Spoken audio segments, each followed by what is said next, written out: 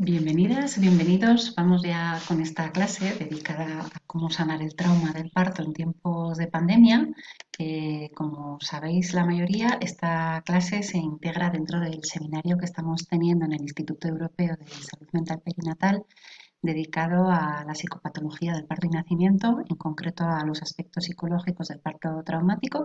Es un seminario que impartimos junto con Cristina Cortés, que es psicóloga y psicoterapeuta experta en trauma y en MDR. Y dentro de este seminario, pues hemos abordado todos estos temas y ahora vamos con la última clase, que de forma especial por el contexto de pandemia hemos decidido hacerla en abierto. Así que bienvenidas a todas las que os incorporéis a esta última clase y seguimos con todas nuestras alumnas.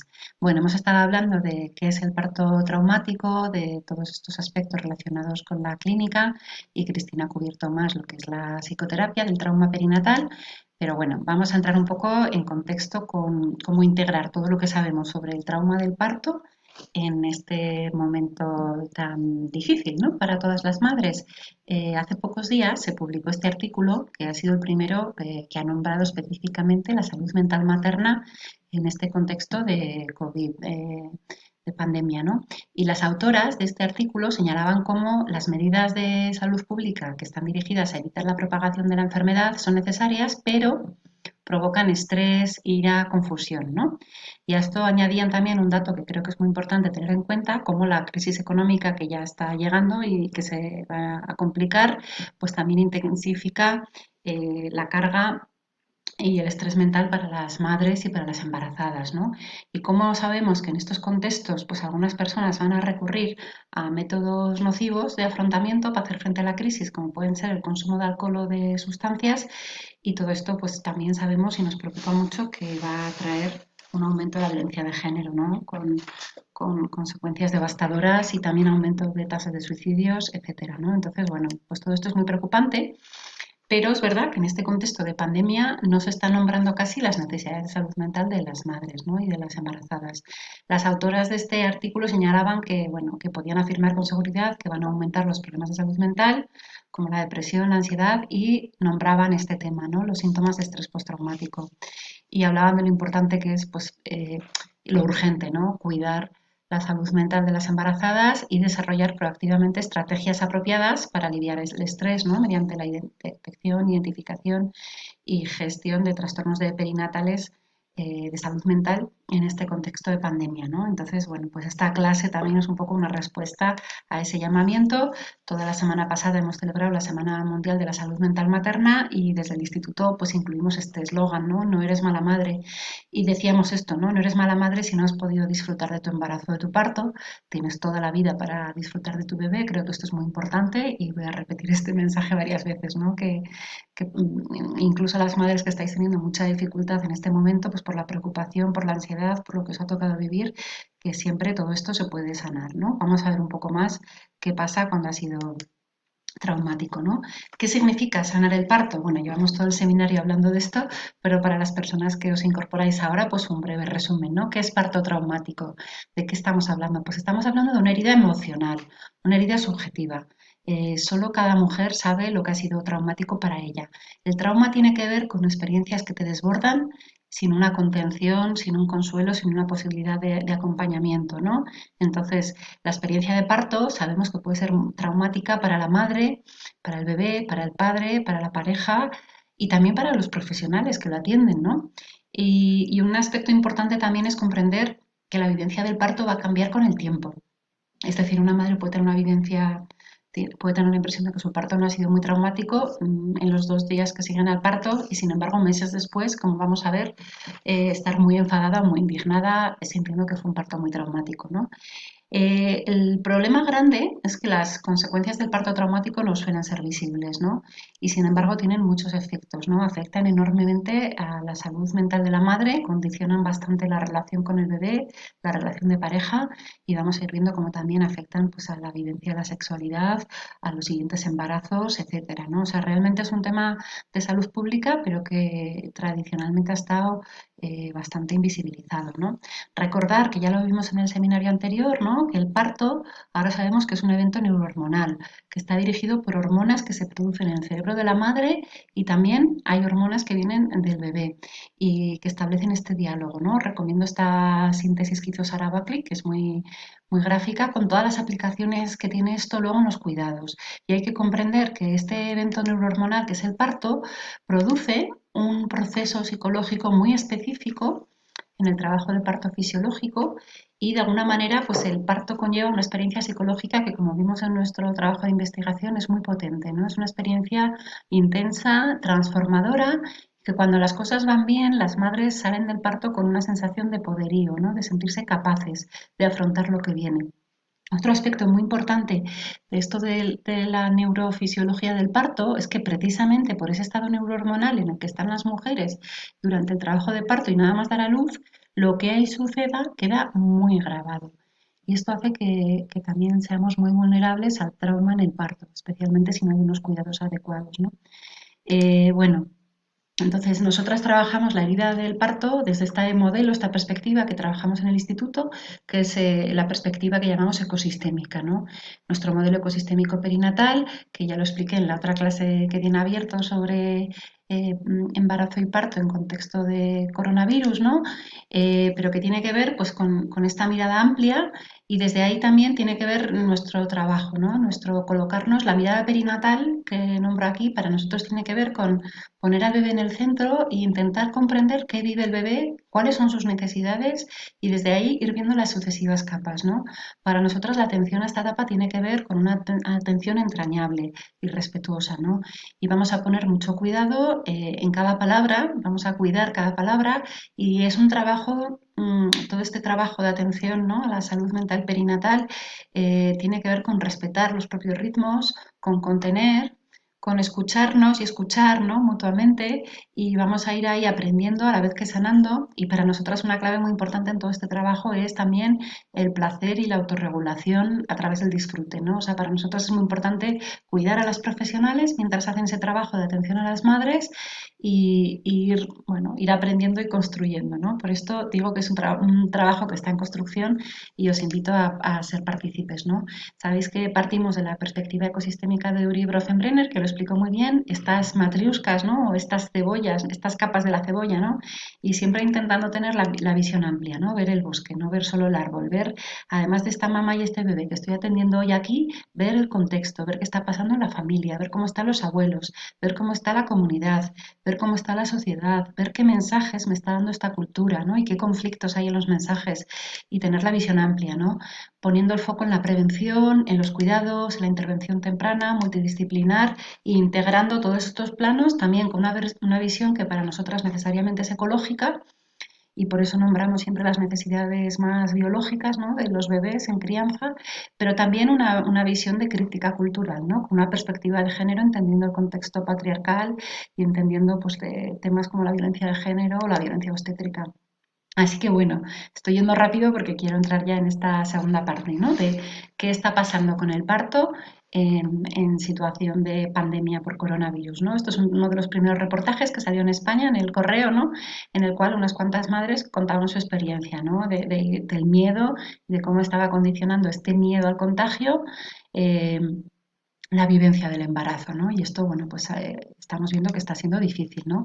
Por eso, eh, cuando hablamos de sanar el trauma del parto en contexto de pandemia, el contexto de pandemia lo que conlleva, lo que implica es incertidumbre, miedo, el confinamiento, ¿no? Y la separación. Y en este contexto hemos visto aquí en España por lo menos y en otros países por lo que estoy viendo también, pues ya lo nombramos en la otra clase, unos protocolos muy cambiantes, ¿no? Un día se dice una cosa, 3 días después se dice otra, ¿no? Y esto lo que estamos constatando también por desgracia es que está habiendo un aumento de la violencia obstétrica. Y esto, bueno, pues ojalá no fuera así, pero hemos visto cómo, bueno, vamos a ver, ¿no? Los testimonios que nos están llegando de las madres hay testimonios muy dolorosos y hay testimonios, por desgracia, de mucha violencia obstétrica. O sea que por resumirlo, pues sería esto, ¿no? El COVID aumenta el riesgo de violencia obstétrica. Esto es un testimonio publicado en el mismo reportaje de prensa que os decía, ¿no? Una madre en un hospital vasco cuenta esto, ¿no? No solo no le dejaron coger a su hijo, sino que sin previo aviso ni consulta se llevaron al bebé a la UCI. Ella, la madre, lo que cuenta, ¿no? Fijaros en este testimonio que duro. Lo hicieron como si no fuera mi hija, y sí, propiedad del hospital. A mí me llevaron una planta de infectados por coronavirus, pero hacía más de una semana que estaba sintomática. No pude amamantar, estuve sola en la habitación. Me dijeron, eres autónoma, haz tu cama, tu higiene, quita las sábanas y pon la ropa sucia en estas bolsas.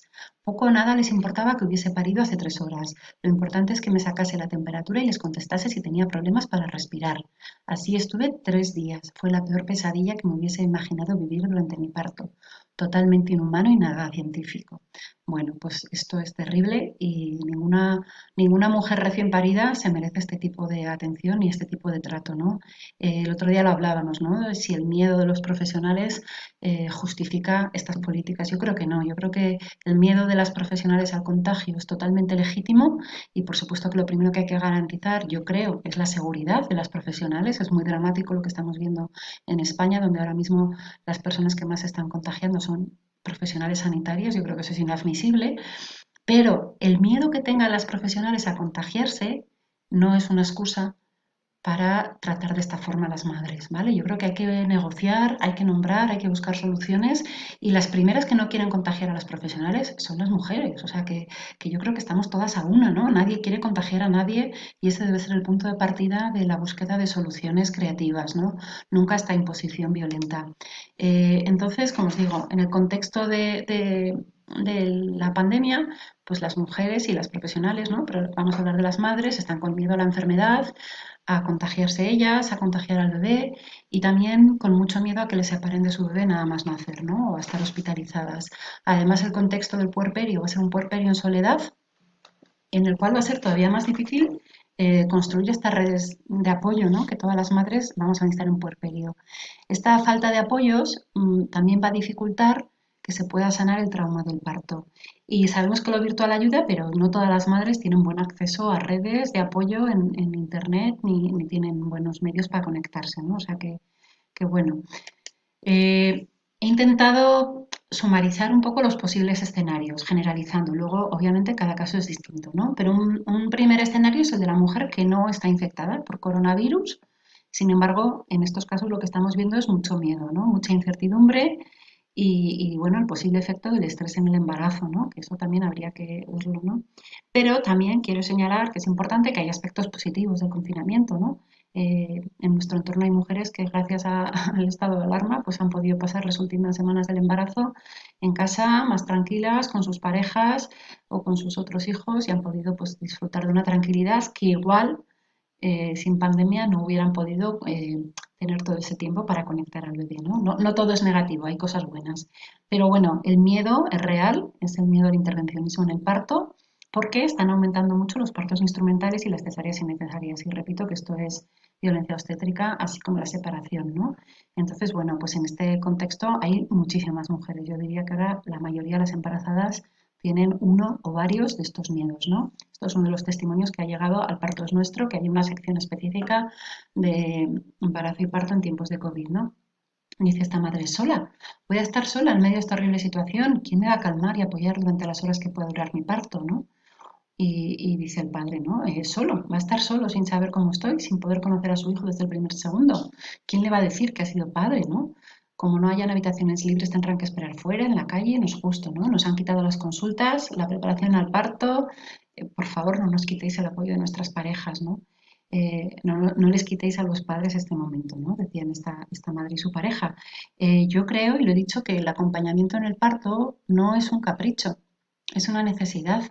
Si la madre está acompañada de su pareja o de alguien de su confianza, es mucho más probable que el parto vaya bien y no se complique, porque precisamente por esta neuroendocrinología del parto, el tener a alguien que te acompaña, que te sostiene, que te cuida, que te acaricia, que te favorece que liberes oxitocina y que no tengas miedo, todo esto favorece la evolución del parto, ¿vale?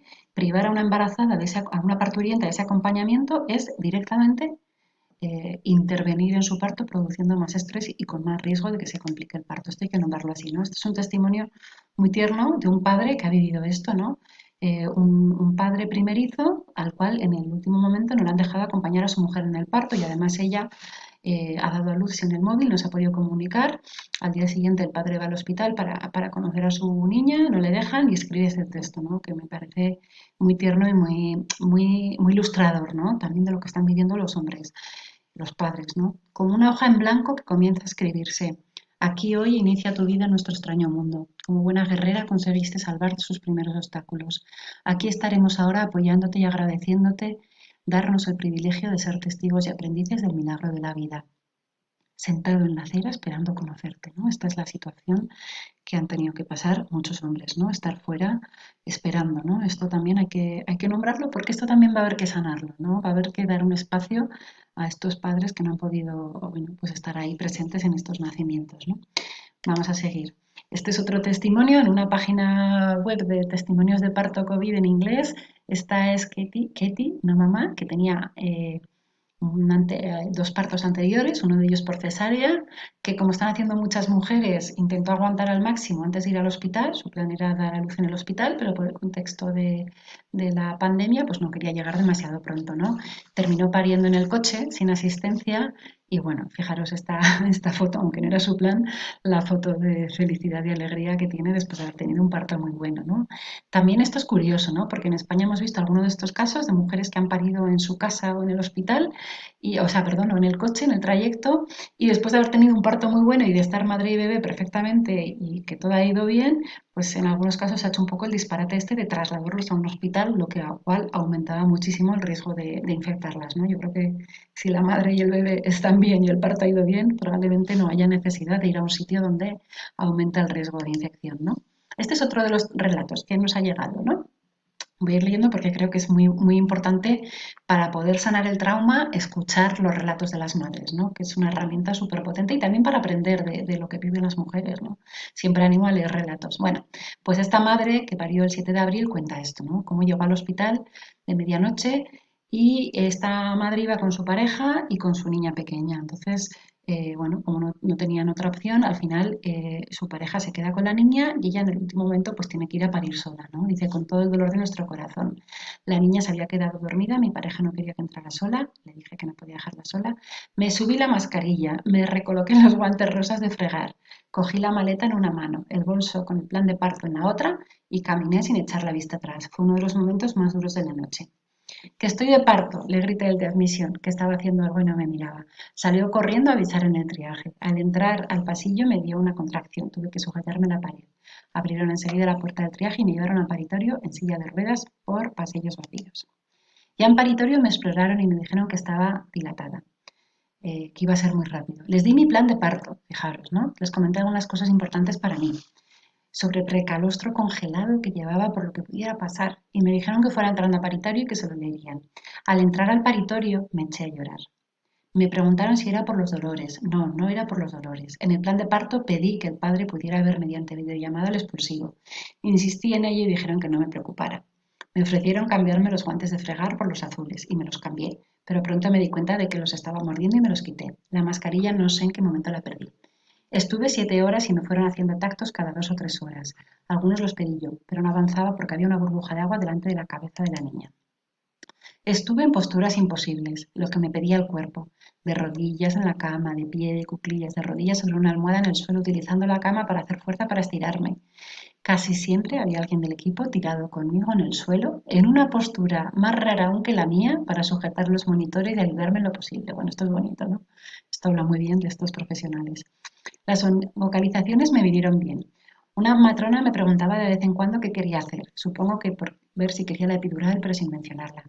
Viendo que no me apeaba del burro, a las 7 me dijeron que no avanzaba y que se podría probar con epidural o romper bolsa.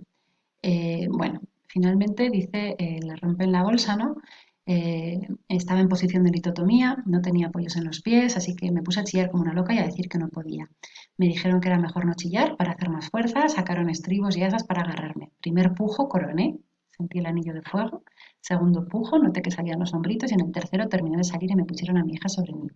No hubo videollamadas, las circunstancias no lo permitieron, es lo que más pena me da. El padre se pasó toda la noche con los inventos preparados para verlo y grabarlo. Respetaron en todo momento lo fundamental de mi plan de parto, me trataron con mucho cariño. Bueno, esto está muy bien, ¿no? Me enseñaron el cordón blanco antes de cortarlo, o sea que le permitieron que dejara de latir el cordón. Ni un punto ni un desgarro, estoy perfecta. Nació a las 7:20. Media hora después ya estaba enganchada al pecho, el personal me felicitó por mi trabajo de parto, ¿no? Bueno, pues ahí está ahí estupendo. Dice, sobre las 11 pedí el alta voluntaria. La gine me la dio, pero el pediatra no. Dijo que tenía que quedarme 24 horas. Esto tampoco tiene sentido. Que podía llamar al juez porque la niña era una ciudadana con derechos. Esto es, una vez más, volver al tema de amenazar a las madres y bueno, también está pasando en España y es un poco una pena, ¿no? Porque si hemos visto que la mujer había parido perfectamente, su bebé estaba perfecta, era una madre que tenía otra niña y al padre en casa, ¿por qué no? Porque tiene que esperar. Bueno, a pesar de todo, esta madre tiene un recuerdo bonito y lo que parece es que los profesionales hicieron muy buen trabajo, ¿no? Bueno, el siguiente escenario sería este, ¿no? Mujer embarazada que da positivo a coronavirus y puede estar asintomática o puede estar leve. En este contexto hay que añadir el miedo a que se complique la infección, sobre todo a la complicación posparto, que sabemos que está pasando en algunos casos. Esto es una posibilidad real, es serio, y esto también en algunos casos puede llevar pues también a el alivio, ¿no? De que no se complique a una situación de agradecimiento, ¿no? En muchos casos a estas madres se les está dando el alta temprana, se les está recomendando aislamiento domiciliario y va a haber toda una serie de dificultades, ¿no? En la interacción, en el posparto, que luego vamos a ir viendo, ¿no? En algunos casos va a haber lo que llamamos síndrome de Estocolmo, ¿no? Que es cuando la mujer siente mucho agradecimiento hacia los profesionales, incluso si estos profesionales han hecho cosas que no estaban bien hechas o no la han tratado bien del todo o ya en casos graves que haya habido violencia obstétrica, ¿no? Como os digo, la vivencia del parto cambia bastante con el tiempo. Y es normal los primeros días estar muy agradecida porque si tu bebé esté bien o si te has librado de una infección grave, pues bueno, te puede pues estar contenta, ¿no? Fijaros en este testimonio tan duro, también de la misma nota de prensa, tenéis ahí el enlace, de una madrileña que dio a luz en un hospital público de Madrid, ¿vale? Llegué al centro por rotura de bolsa y ahí empezó todo. Me hicieron la prueba del COVID y di positivo. A mi marido ni se la hicieron, sencillamente no le dejaron pasar. Además, me administraron oxitocina sintética desde el principio para acelerar el parto, según ellos, porque había que exponerme lo menos posible. Bueno, no está demostrado para nada que dar oxitocina sintética disminuya la exposición, ¿vale? En general, el parto fue espantoso, todo lo contrario a lo que me había preparado. Y aquí ya vemos un poco el tema del trauma, ¿no? Me sacaron a mi bebé con fórceps y me hicieron episiotomía, pero con el nacimiento de mi bebé empezó la verdadera pesadilla. Le hicieron la prueba, salió negativa, pero se la llevaron a la UCI sin ni siquiera dejarme tocarlo. Lo vi a 2 metros de distancia. He parido sola, nadie me ha acompañado, no he podido estar con mi bebé y encima no he tenido la posibilidad de iniciar la lactancia materna desde el principio. Le han dado biberones sin pedirme permiso y ahora estoy pasando por auténticas dificultades para instaurar la lactancia. Bueno, pues esto es de lo que vamos a hablar, ¿no? Cómo sanar todo este trauma cuando tú esperabas una casa, cuando ha sido todo lo contrario y además te han hecho cosas que no se basan en la evidencia científica, ¿no? Esto es muy duro. Forces, oxitocina, episiotomía, separación, ingreso de una bebé que está sana, ¿qué está pasando, no? Fijaros la diferencia con este otro testimonio que creo que es de Estados Unidos, ¿no? Esta es una madre que su pareja había dado positiva y se suponía que ella también era positiva, finalmente ella también resultó ser positiva, ¿no? Pero fue a parir acompañada por una doula y durante el trabajo de parto llega un pediatra que le informa de que le recomiendan separarla de su bebé al nacer. Y ella simplemente dice, no, yo no quiero y firma el consentimiento informado diciendo que ella no acepta que le separen de su bebé. Entonces, nada más dar a luz, tiene a su bebé con ella, ¿no? Y ella es positiva y está perfectamente y bueno, pues qué diferencia, ¿no? De respetar el consentimiento informado a no respetarlo, ¿no? Bueno, el tercer supuesto, afortunadamente, es el menos frecuente, pero también se está viendo, ¿no? Embarazada que pilla la infección de coronavirus y que desarrolla síntomas graves de neumonía y que necesita hospitalización o incluso ingreso en UCI, ¿no? Estos casos son afortunadamente pocos, pero aquí sí que va a ser muy complejo desde el punto de vista médico, ¿no? Primero porque la propia medicación que se está dando en los casos de neumonía, bueno, se dan muchas medicaciones, ¿no? Pero una de ellas es la cloroquina, que puede producir efectos secundarios psiquiátricos.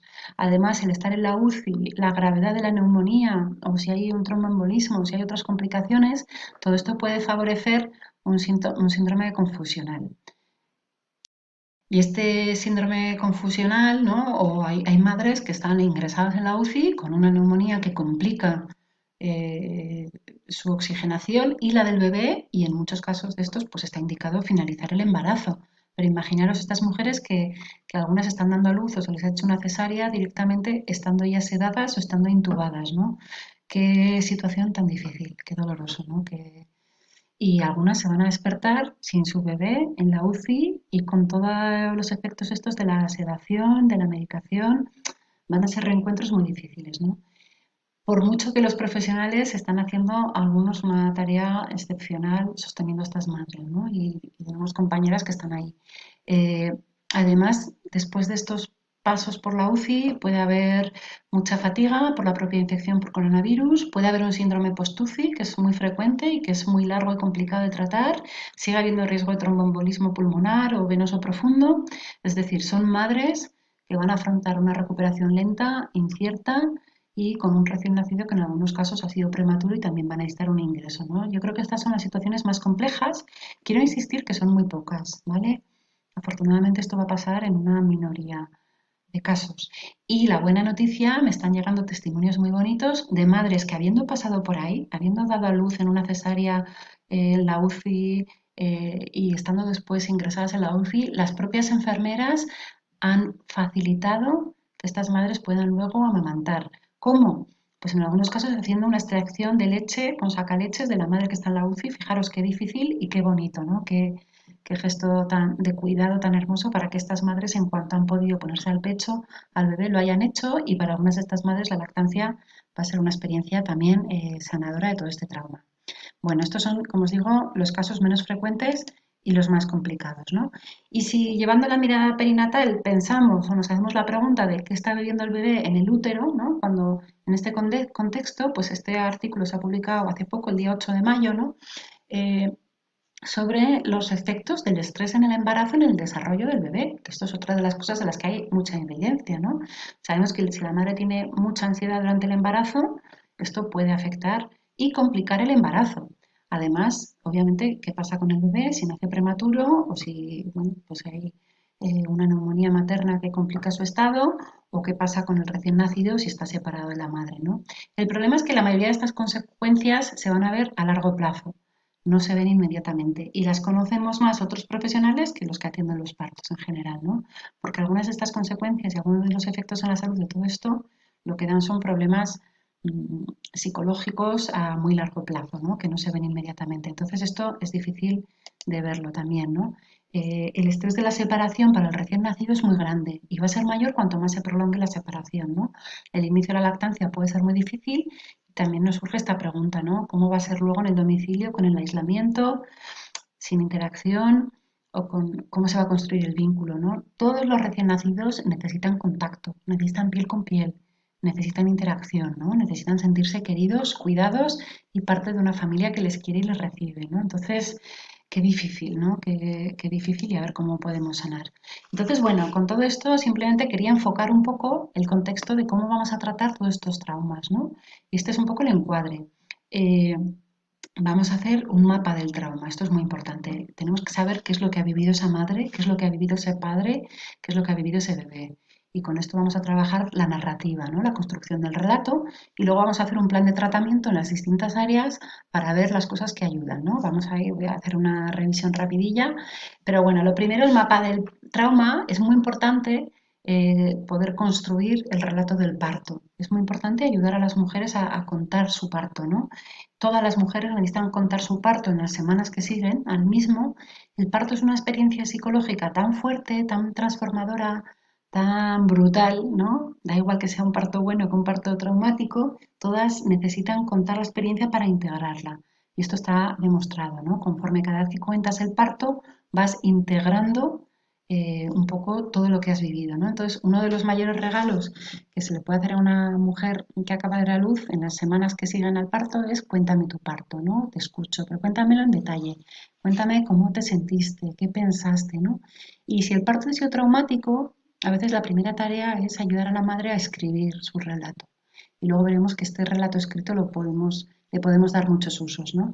Es muy bueno también si la madre puede contar su parto en presencia del padre y el padre puede contar lo que ha vivido él en presencia de la madre, ¿no? Esto también a veces es un primer paso. Una vez que tenemos el relato, ahí tenemos que trabajar las profesionales de la salud mental, identificar todo lo que ha pasado, ¿no? Y hay que ver en todos los planos, como os decía antes, lo de la capa, las capas de la cebolla, ¿no? Las capas concéntricas. Pues hay que ver qué ha pasado en el plano físico, ¿no? Hay muchas madres que salen del parto con el periné destrozado porque se les han hecho episiotomías o han tenido desgarros muy grandes por culpa de la episiotomía. Hay madres que salen con incontinencia fecal, urinaria, de esto no se suele hablar. Es muy importante que haya una valoración. Igual que si una madre tiene una cesárea es cirugía mayor abdominal, es como si te operan de apendicitis, pero conforme sales del quirófano te dan un recién nacido, ¿no? Entonces, una cesárea puede tardar hasta 6 semanas en llegar la recuperación física, hay que ir muy despacio y todo esto va a requerir unos cuidados. Las madres necesitan que pues, profesionales de enfermería o matronas o fisioterapeutas, dependerá de cada caso, les ayuden a integrar esas heridas del parto traumático, a ver cómo va la cicatriz, a ver qué cuidados necesitan y a ir poco a poco, ¿no? Y si hay un problema físico, ¿no? Pues si hay una incontinencia o hay una lesión o hay una cicatriz hipertrófica, pues esto habrá que trabajarlo también. Y lo tendrá que trabajar el profesional que sepa trabajarlo, ¿vale? A nivel psíquico hay que valorar todos los síntomas y hay que ayudar a la madre a identificar sus síntomas y a ver cómo impactan, ¿no? Hablábamos en las clases anteriores de este seminario de los síntomas del estrés postraumático, ¿no? De las madres que constantemente reviven el parto, que les viene a la cabeza todo el rato el recuerdo del miedo que pasaron o del momento en que les hicieron la episiotomía o de cómo se sintieron desnudas delante de desconocidos o de los tactos vaginales que les hicieron sin permiso. Es decir, puede haber recuerdos intrusivos, desagradables, pero que vienen todo el rato a la memoria, aunque la madre no quiera. Y esto afecta y además hace que muchas madres se aíslen o eviten el contacto con, situaciones o con personas que les recuerdan el parto, ¿no? Entonces todo esto es muy complejo. Está explicado en las otras clases, pero hay que valorar cada uno de estos síntomas y el impacto que está teniendo, ¿no? Un síntoma nuclear al que hay que prestar mucha atención es al insomnio y a las pesadillas, ¿no? ¿Qué tal duerme esa madre? Y hay que preguntar, ¿no? ¿Cómo afecta estos síntomas del parto traumático, cómo afectan a tu relación de pareja? Por eso es muy importante también saber qué ha vivido el padre, ¿no? ¿Cómo afectan a la sexualidad, ¿no? ¿Cómo afectan a la relación que estás haciendo con tu bebé?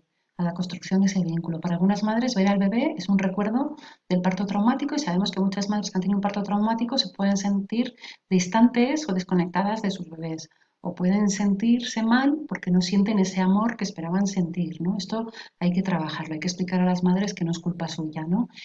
¿Cómo afecta esto a la lactancia? La lactancia puede ser sanadora, pero también puede ser retraumatizante. Hay madres que después de un parto traumático dar de mamar va a ser muy duro y muy difícil y hay que tener muchísimo cuidado en el acompañamiento y en la ayuda profesional, ¿no? Y también a largo plazo sabemos que el parto traumático afecta a la identidad, tanto a la identidad materna como a la identidad profesional, ¿no? Y puede haber aspectos espirituales que también hay que tocar. Todo esto está bien hacer el mapa, aunque luego muchas de estas cosas no se van a trabajar hasta mucho tiempo después, ¿no? Y también conocer bien el concepto de crecimiento postraumático, que esto es muy bonito, ¿no? Hay mujeres que de una experiencia traumática van a salir reforzadas, van a salir con más deseo de ayudar a otras madres, sintiéndose en un lugar diferente, se van a replantear las cosas, bueno, toda esta parte buena que puede tener el transitar un duelo, ¿no? Entonces, bueno, la narrativa del trauma, ¿no? Os he puesto esta noticia, ¿no? Del mundo, era de los primeros mellizos que nacieron en España por parto vaginal en plena pandemia, ¿no? Decían, les contaremos que su parto fue de película. Bueno, esto es la narrativa, ¿no? Hay que hacer la construcción del relato. Hay que ayudar a la madre a contar su historia y a integrarla, ¿no? Aquí a veces ayuda a tener la historia clínica, ¿vale? Se puede pedir la historia clínica y se puede saber qué pasó, qué hicieron, sobre todo en casos que ha habido mucha confusión y también viene bien llevar un diario, ¿no? El diario a veces lo puede hacer la propia madre, pero a veces si la madre está ingresada o está en un momento difícil, lo puede hacer un familiar con ella, ¿no? Incluso un diario fotográfico. Si el bebé ha estado hospitalizado, llevar un diario de cada día, todos los detalles que haya pasado, ¿no? Esto va a permitir luego poder contarle a ese bebé y a ese niño o niña lo que pasó en su nacimiento. Esto ya es sanarlo, ¿vale? En el momento que construimos el relato, integramos también los detalles buenos, incluso si ha habido traumático, si ha habido trauma, siempre hay experiencias positivas y esto ir integrando lo ayuda, ¿no? Y también hay que validar la violencia obstétrica, ¿no? Hay muchas de las secuelas del parto traumático son en realidad secuelas de la violencia obstétrica sufrida, ¿no? Entonces, yo creo que aquí es muy importante nombrar esto, ¿no? Decirle a la madre, pues es que esto que te han hecho no está bien, es que tú no te merecías esto, es que ninguna mujer merece que le traten de esta manera, como en ese relato que hemos visto, ¿no? Que le hagan le den oxitocina sin su consentimiento, o le hagan una episiotomía, o le separen de sus recién nacidos sin una razón, ¿no? Esto hay que validar ese sentir de la madre, pero luego hay que trabajar esas emociones tan intensas, ¿no? Que esto va a generar de rabia, de enfado, cómo va a afectar esto a las relaciones con los profesionales también.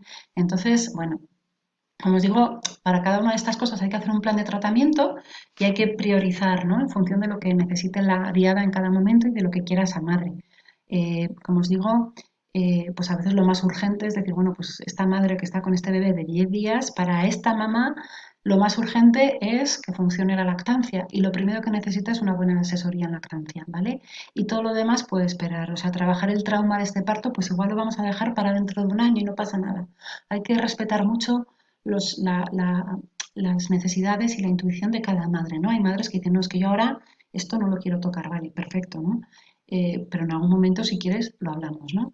Eh, bueno, sí que la psicoterapia, ¿no? La psicoterapia hay que elegir el momento para hacerla y hacerla con buenos profesionales bien formados, pero creo que es muy importante que todas las personas que atienden o acompañan a madres recientes, a puérperas, sepan lo que es una urgencia, ¿no? Una urgencia es el insomnio grave, ¿no? Cuando una madre lleva varios días sin dormir apenas, puede entrar en un estado de confusión o puede incluso desencadenarse una psicosis posparto, que es cuando la madre empieza a pensar cosas que no están sucediendo en realidad, ¿no? Pero puede empezar a delirar. Esto es muy poco frecuente, pero cuando pasa, si una madre empieza en este estado de insomnio, de agitación, de confusión mental, de estar rara, lo primero es no dejarla sola, ¿vale? Estar todo el rato acompañándola a ella y a su bebé. Y lo segundo, urgentemente una consulta médica y una valoración psiquiátrica, ¿vale? Bueno, y luego las cosas que ayudan son las cosas que ayudan en todos los pospartos, ¿no? La madre debería ocuparse solo de su bebé y de descansar y nada más, ¿eh?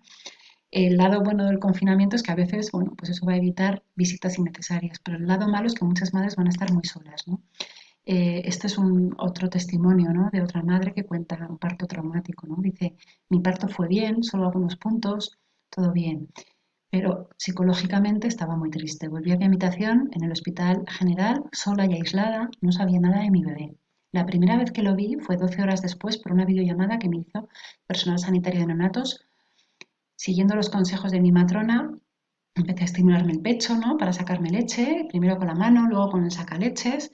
Los primeros días y horas tras el parto no sale leche, solo salen unas gotitas de calastro. Bueno, después de presionar y hablar con todos los médicos, al final me dieron el alta precoz a las 24 horas, pero tuvimos que esperar otras 24 horas para que le dieran el alta a mi hijo y por fin nos pudimos ir a casa. Estuve las primeras 48 horas de vida de mi hijo sin poder siquiera verle. Bueno, esto ya os digo que es muy duro, ¿no? Estoy feliz, dice esta misma madre, ¿no? Porque la lactancia natural ha salido adelante. Estuve 48 horas sin mi hijo, no tenían derecho a quitármelo. ¿Tiene sentido un protocolo sanitario que a falta de evidencias científicas lo que hace es separar a la madre del hijo en el hospital los días que la madre esté hospitalizada para luego irse hijo y madre a su casa con recomendaciones positivas sobre la lactancia, ¿no? ¿Se puede entender como trato humano un protocolo que olvida la relación fisiológica entre madre e hijo en el momento del nacimiento? Bueno, yo creo que estas preguntas que se hacen las madres son así, ¿no? O sea, no es un trato humano, ¿no? Así que bueno, para sanar todos esos traumas he rescatado este texto tan bonito de Esther Ramírez Matos, compañera psicóloga y docente del Instituto Perinatal, que escribió esto, ¿no? Estos consejos para madres que creo que son súper valiosos en este texto que tituló Puerperio en tiempos de pánico. Si eres una madre reciente y tienes cada día y cada noche que cuidar a tu criatura, cuida de ti también. Te animo a que te protejas, no solamente quedándote en casa, sino estando atenta a lo que entra en tu hogar, las noticias, los mensajes, los audios, las conversaciones, para que elijas conscientemente aquello que te hace bien, lo que te da energía y fuerza para tu momento. Soy consciente de que esto que te digo es difícil, ¿no?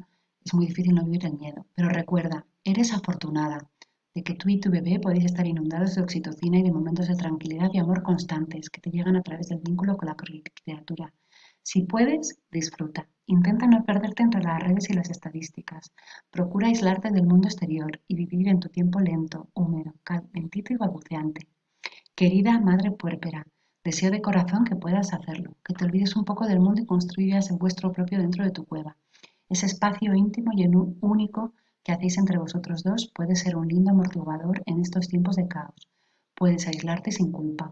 No es tiempo de luchar, no es momento para ti de estar en la trinchera. Te toca intentar disfrutar de tu puerperio hermoso y merecidísimo. Maternar con todo el placer que puedas para minorar la huella de este susto que vivimos, a base de hablar con tu bebé, de dar besos, mordiscos y acurrucarte horas y horas a su ladito. Y bueno, ya por último quería nombrar dos cosas, ¿no? El tratamiento del bebé, cuando el bebé ha estado separado de su madre, cuando el bebé ha estado en una UCI, cuando el bebé llega en estos momentos, ¿no? Y es prematuro, o bueno, pues se puede tratar, ¿no? Este libro de Alicia Lieberman lleva este subtítulo, ¿no? Cómo reparar los efectos del estrés y el trauma en el vínculo temprano, o este otro de Miriam Zezer, que me gusta mucho, ¿no? De hablar con los bebés en la maternidad, ¿no? Y simplemente recordar, ¿no? Que hay que tratar de forma respetuosa y sensible a todos los bebés y esto previene su trauma, ¿no? Tratarles de forma sensible significa reconocer, ¿no? Que los bebés sienten, escuchan, padecen, se emocionan, vibran, comprenden y aman, ¿no? Entonces hay que darles su tiempo, hay que observarles, hay que escucharles y hay que explicarles las cosas. Es muy importante, y ya lo estáis haciendo muchos profesionales, ¿no? Si el bebé está separado de su madre, nombrarle, explicarle, ¿no? Y si el bebé, en cuanto se pueda, recuperar el contacto, ¿no? El contacto piel con piel libera oxitocina y esto ayuda a reparar, ¿no? Y la presencia de la madre o de los seres queridos ayuda a sanar, ¿no? Y también darles tiempo, ¿no? Todo el tiempo de los bebés es un tiempo mucho más lento que el de los adultos que solemos ir muy acelerados, ¿no? Y bueno, recordar también que las profesionales también se traumatizan y también necesitan cuidados, ¿no? Estoy teniendo conversaciones muy ricas con amigas matronas, médicas, enfermeras, ¿no? Y están sufriendo un montón en este contexto, ¿no? Eh, este es un testimonio que me llegó el otro día de una compañera matrona, o bueno, partera, ¿no? Como le dicen en Argentina, ¿no? Que hablaba de esto, ¿no? De lo difícil que es la distancia física si estás acompañando un trabajo de parto, ¿no? Cuando lo normal es sostener, realizar masajes, movimientos, respiraciones, bueno, esta compañera matrona atendió a una mujer y después de atenderla supo que esa madre era positiva, ¿no? Con lo cual tuvo que confinarse en su casa y escribía estas líneas que me parecen muy ricas, ¿no? Dice, en lo personal, creo no haberle dado mucho lugar a los pensamientos negativos que intentan perturbarnos ante estas situaciones, pero es inevitable no pensar en el contagio y sus consecuencias. La incertidumbre y el temor te visitan aunque no quieras. En lo personal, traté de poner el foco en que yo hice todo lo que estuvo a mi alcance para un nacimiento feliz y armonioso, y eso es lo que me llena el alma. Transcurro mis últimos días de aislamiento, sin síntomas, concluyendo en que todo lo que hacemos con amor vale la pena, más allá de la profesión o del resultado. No dejemos que el miedo de esta pandemia opaque la luz de un nacimiento que es un momento único y repetible para cada familia. No nos olvidemos del amor y de la empatía. Así que bueno, quería un poco cerrar aquí, ¿no? Que siempre se puede sanar y crecer, que lo que más sana es el amor.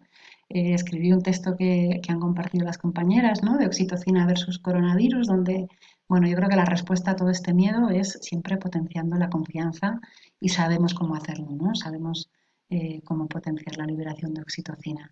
Así que bueno, lo dejo aquí. Tenéis estos recursos de apoyo online, el Foro de Apoyo Cesáreas, las asociaciones de parto traumático, la propia web del Instituto Europeo de Salud Mental Perinatal, tenemos el Foro Mama Importa de apoyo gratuito a madres y puérperas y embarazadas, los foros del parto es nuestro. Y bueno, aquí en el Instituto Europeo de Salud Mental Perinatal os invitamos a seguir aprendiendo, a seguir formándonos y aprendiendo juntas y bueno, que salgamos bien de este tiempo tan duro. Muchas gracias.